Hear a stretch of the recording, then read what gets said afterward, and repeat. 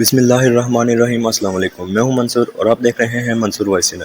حضرت ادریس علیہ السلام کے زمانے میں انسان بہت بدکار ہو گئے تھے۔ فرشتوں نے بارگاہ الہی میں عرض کیا کہ مولا انسان بہت بدکار ہیں اور یہ خلافت کے لائق نہیں، انہیں معزول کر دیا جائے یا کم از کم خلیفہ رہیں اور تاکہ ہم ان کے بگڑے قوم سنبھال لیں۔ رب تعالیٰ کا ارشاد ہوا کہ ان کو غصہ اور شہتوت دیا گیا ہے جس سے یہ زیادہ گناہ کرتا ہے، اگر یہ چیزیں تم کو ملیں تو تم بھی گناہ کرنے لگو۔ فرشتے بولے کہ مولا کریم ہم تو گناہ کے پاس بھی نہ جائیں گے، ہائے کتنا ہی غصہ اور شہتوت ہو۔ حکم ربی ہوا کہ اچھا تم اپنی جماعت میں سے اعلیٰ درجے کے پرہیزگار فرشتے چھانٹ لو، ان کو غصہ اور شہتوت دے دیتے ہیں، پھر امتحان ہو جائے گا۔ چنانچہ ہاروت اور ماروت جو بڑے ہی عبادت گزار فرشتے تھے انتخاب میں آگے۔ حق تعالیٰ نے ان کو یہ چیزیں یعنی غصہ اور شہتوت دے کر شہر بابل میں اتار دیا اور فرمایا کہ تم قاضی بن کر لوگوں کو فیصلہ کیا کرو گے اور روزانہ اسم اعظم کے ذریعے شام کو آسمان پر آ جایا کرو۔ یہ دونوں 1 مہینہ تک ایسے ہی آتے جاتے رہے۔ اتنے عرصے میں ان کے عدل و انصاف کا عام چرچا ہو گیا اور بہت مقدمے ان کے پاس آنے لگے۔ ایک روز ایک نہایت حسین و جمیل عورت جس کا نام زارا تھا، یہ ملک فارس کی رہنے والی تھی، اس نے اپنے خاوند کے خلاف مقدمہ دائر کیا۔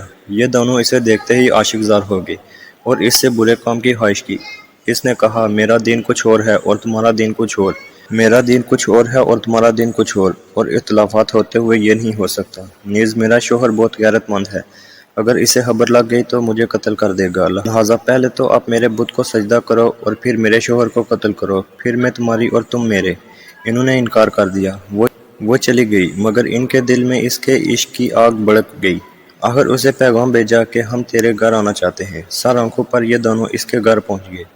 اس نے اپنے آپ کو آراستہ کیا اور ان سے بولی کہ یا تو آپ لوگ مجھے اسم اعظم سکھا دیں یا بت کو سجدہ کریں یا شوہر کو قتل کر دیں یا شراب پی لیں۔ انہوں نے سوچا کہ اسم اعظم اسرار الہی ہے، اس کو ظاہر کرنا بہت ظلم ہے، بت پرستی کرنا شرک ہے اور قتل حق العباد۔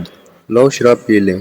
چنانچہ شراب پی لی۔ جب شراب پی کر مست ہو گئے، زارا نے ان سے بت کو سجدہ بھی کروا لیا، اپنے شوہر کو قتل بھی اور اسم اعظم بھی پوچھ لیا۔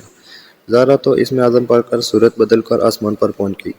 حق تعالیٰ نے اس کی روح کو زہرہ ستارہ سے متصل کیا اور اس کی شکل زہرہ ستارہ کی طرح ہو گئی۔ جب ان کا نشہ اترا تو یہ اسم اعظم بھول چکے تھے اور اپنے کیے پر شرمندہ تھے۔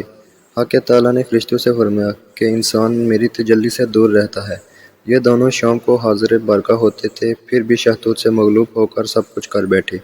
اگر انسان سے گناہ سرزد ہو تو کیا تعجب ہے۔ تمام فرشتوں نے اپنی خطا کا اقرار کیا اور زمین والوں پر بجائے لعنت بھیجنے کے ان کے لیے دعائیں مغفرت کرنے لگے۔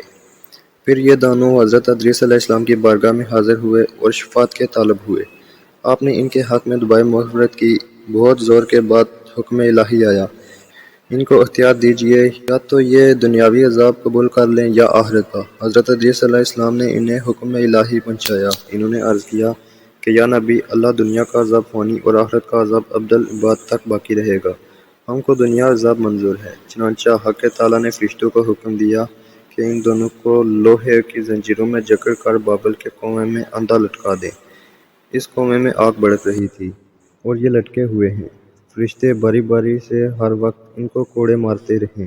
سخت پیاس سے ان کی زبانیں باہر لٹکی ہوئی ہیں۔ یہ عذاب قیامت تک ایسے ہی شدید رہنے والا ہے۔ امید کرتا ہوں ویڈیو پسند آئی ہوگی۔ اگر ویڈیو پسند آئی ہو تو چینل کو سبسکرائب کر دیں۔